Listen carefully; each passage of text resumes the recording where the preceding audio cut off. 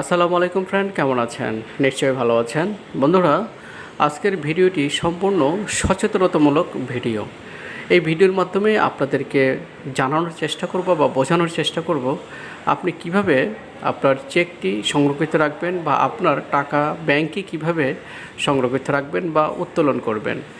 আপনি যখন চেক লেখেন অনেক সময় ছোট্ট ছোট্ট সামান্য ভুলের কারণে আপনার অনেক বড় ক্ষতি হয়ে যেতে পারে।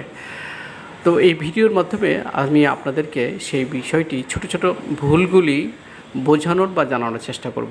আশা করি ভিডিওর শেষ পর্যন্ত দেখবেন, তাহলে বুঝতে পারবেন যে আপনি আপনার চেক লেনদেনের মাধ্যমে কী ধরনের জালিয়াতির সম্মুখীন হতে পারেন বা হবেন বা হয়েছেন, তার বিস্তারিত তথ্য বা জ্ঞান আপনি ধারণা করতে পারবেন। তো চলুন শুরু করা যাক আজকের সেই গুরুত্বপূর্ণ ভিডিওটি। ব্যাংক থেকে টাকা উত্তোলনের জন্য আমরা সাধারণত যেই প্রক্রিয়ায় ব্যাংকের চেকটি পূরণ করে থাকি, সাধারণত আমরা যদি নিজেরা টাকা তুলি সেক্ষেত্রে হচ্ছে নিজ লিখতে হয় এবং পরবর্তীতে টাকার পরিমাণ কথায় লিখতে হয়, এবং যে বক্সে যে জায়গাটা দেখা যাচ্ছে এখানে হচ্ছে টাকার পরিমাণ অঙ্কে লিখতে হয়, অর্থাৎ টাকার পরিমাণটা অঙ্কে সংখ্যায় লিখতে হবে। তো নর্মালি যারা অনেক বড় লেনদেন করে থাকেন, লক্ষ লক্ষ টাকার লেনদেন, তাদের ক্ষেত্রে অনেক সময় এ ধরনের ভুলভ্রান্তি হয়ে থাকে বা অনেক ক্ষেত্রে ছোটোখাটো ভুলও হয়ে থাকে।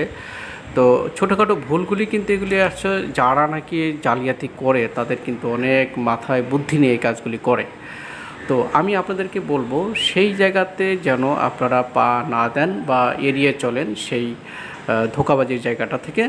তো সেক্ষেত্রে অবশ্যই আপনারা সচেতন থাকবেন এবং এই ভিডিওর মাধ্যমে সচেতন আরও বেশি হবেন এবং আরও বেশি গবেষণা করে যারা ব্যাংকের সাথে লেনদেন করেন, চেক লেনদেন করেন, আরও বেশি সচেতন থাকবেন এবং আরও কত রকম কি হতে পারে সেই বিষয়গুলি আপনারা মাথায় রেখে ব্যাংকিং লেনদেন করবেন।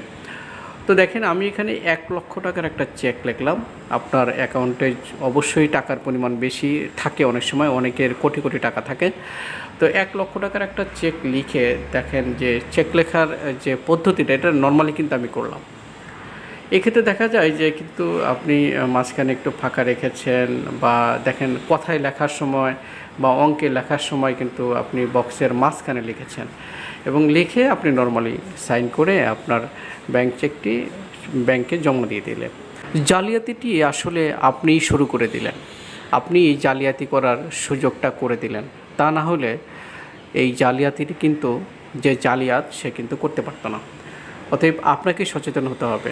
দর্শক, এখানে দেখতে পাচ্ছেন যে 1 লক্ষ টাকা মাত্র, সবই কিন্তু ঠিক আছে, কিন্তু একের এখানে যদি আমরা একটু আকার এবং 81 করে দিই তাহলে কিন্তু লেখাটা টোটালি ঠিক থাকলো, এবং সামনে কিন্তু যদি একটা 8 বসাই দিই তাহলে কিন্তু সব কিন্তু ঠিক থাকলো। এখন বিষয়টা হচ্ছে যে এই যে ট্যালেন্ট, এই যে জালিয়াতির জ্ঞানটা, এটা কিন্তু প্রত্যেকটা যারা জালিয়াতি করে থাকে তারা সাধারণত এই বিষয়ে যথেষ্ট জ্ঞান নিয়ে থাকে, কিন্তু আমরা যারা ভিকটিম তারা কিন্তু আসলে এতটা চিন্তা ভাবনা করে সাধারণত লেনদেন করি না। এই ক্ষেত্রে কিন্তু আপনি অনেক বড় দুর্ঘটনার বা আর্থিক ক্ষতির সম্মুখীন হতে পারেন। এই জন্য চেক লেখার সময় অবশ্যই যেখানে যেখানে ফাঁকা থাকবে এখানে ডট ডট চিহ্ন দেবেন, সমান চিহ্ন দিবেন, এবং যত জায়গায় ফাঁকা থাকবে সমান চিহ্ন দেবেন অথবা ক্রস করে কেটে দিবেন, বিরাম চিহ্ন দিবেন। এই বিষয়গুলি মানে আটকে দেবেন, বন্ধনী দিয়ে আটকে দেবেন, তাহলে কিন্তু এই ধরনের প্রবলেম আর সাধারণত আপনার সাথে নাও ঘটতে পারে। তবে এই ক্ষেত্রে অবশ্যই সতর্ক থাকবেন।